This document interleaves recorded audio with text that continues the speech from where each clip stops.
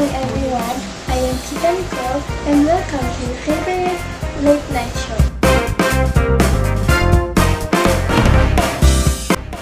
It's all about the tea. For tonight's show, we will talk about how the communication coped up during the pandemic and what kind of barriers affect the communication due to pandemic. We invited this group of friends who became famous because of their story and content that is posted on an app called TT. We also invited this couple to ask on how they adjust in communication due to pandemic.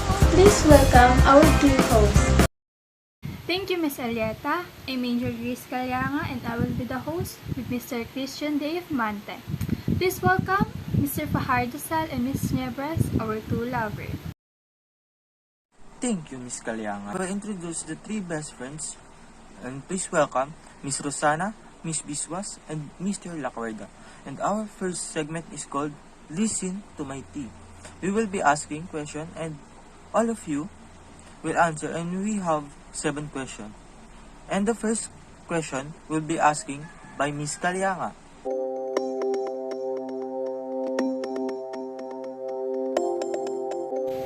This question will be answered by the lover and the best friend. Our first question will be, how do you communicate properly due to pandemic? Thank you. We communicate using Messenger and other apps, and sometimes we video calls to have a communication with him because I want to talk to him all the time. Since we met online, we used to communicate by creating content. Since then, we used to talk when we're live in TV. Thank you for the wonderful answer. Now, this is the second question. How pandemic affect your interpersonal communication? It affects us because we rarely see each other, and now whenever we both need a comfort when we're stressed, we can't comfort each other properly, and sometimes when I miss him very much, I have no choice to stay in my house because of the health protocol. It doesn't affect our friendship that much since we only meet online and we're used on community online. Thanks for the answer, Mr. Fajardo Sal and Mr. Lacuerda. Now, this is the next question. What is the barrier in your communication due to pandemic? Our always problem, I guess, it's always because of the low internet connection, and sometimes we're having misunderstanding, and sometimes it is also due to time management. I guess all of us experience that because now all of us experience low internet connection. And we're always busy on schoolworks and house chores since we all have different lifestyle and personal problem, and sometimes it's internet connection too. Thank you for the good answer, Ms. Rosana and Ms. Niebres. And now, my question is, did the least interaction affected you? I can say that yes, because we need to limit our interaction and to follow the health protocols, and it's very hard to do this because this is not what I want to do in the past few years. And now, you, Ms. Biswas. For us, no.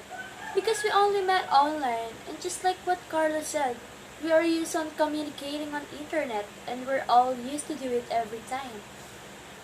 Thank you, Ms. Biswas and Mr. Fajardo Sal. Now, the next question is, did the pandemic have a positive effect in communication?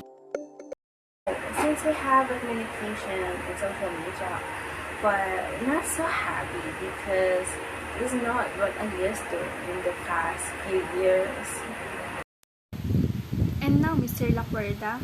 Yes, Miss Calyanga, the positive effect is that become close to my family, also have a self-time to care of myself and to blow up and to grow as a person. Nice answer into you too. Now our next question is, what is the negative effect of pandemic in your all communication? The negative effects of pandemic in our relationship is lack of communication, and sometimes I got depressed because of loneliness. The negative effect in me is I became non-talkative and shy because of being lonely sometimes.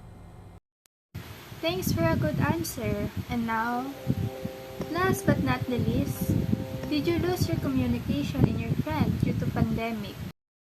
Yes, because now they have their own life and we don't have any communication in any social media sites. Thank you every one of you that answered all of our questions. You all have a good answer. Do you agree in that, Miss Kalyanga? Yes, Dave, thank you all to your wonderful answer. And now we will do our next segment that called Fast Tea or Fast Talk that will answer fast.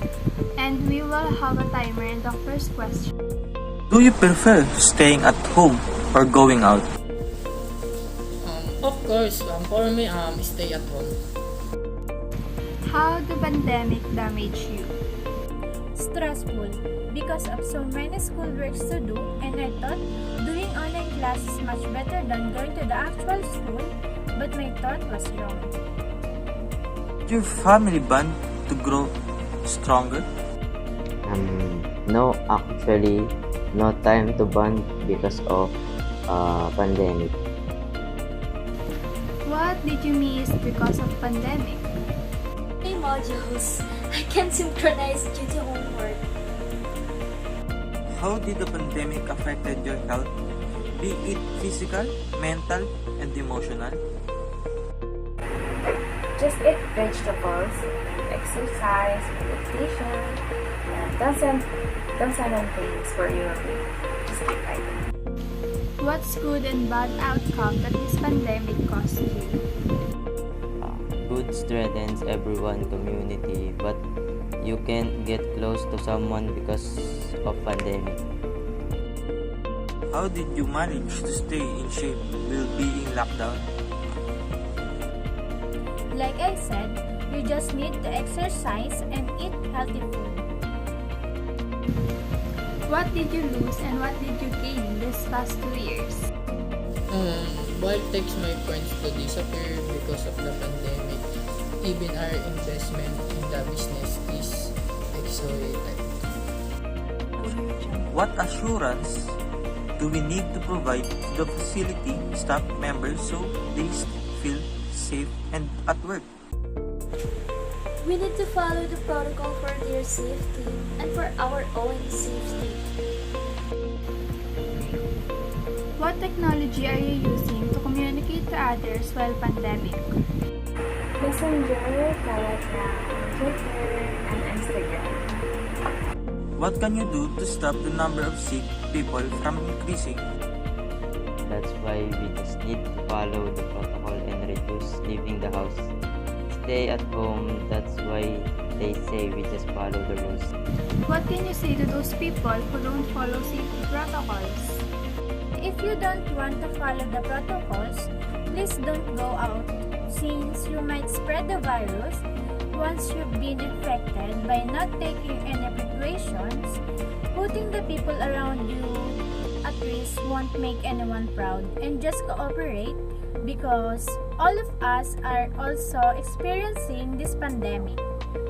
And please stay at home, always wear mask if you go outside, and always wash your hands. How has COVID-19 affected the way we communicate? Because of COVID, our community has become stronger, just like our parents. Like before, we don't pay attention to them because we only have a friends with us during the times when we don't have COVID. This will be the end of our talk show. Thank you for attending, everyone. Please stay safe and always wear your face mask. Once again, I'm Nicole Alieta, and to our host, Ms. Kalanga and Mr. Mante, this is It's All About the Tea. Thank you for watching.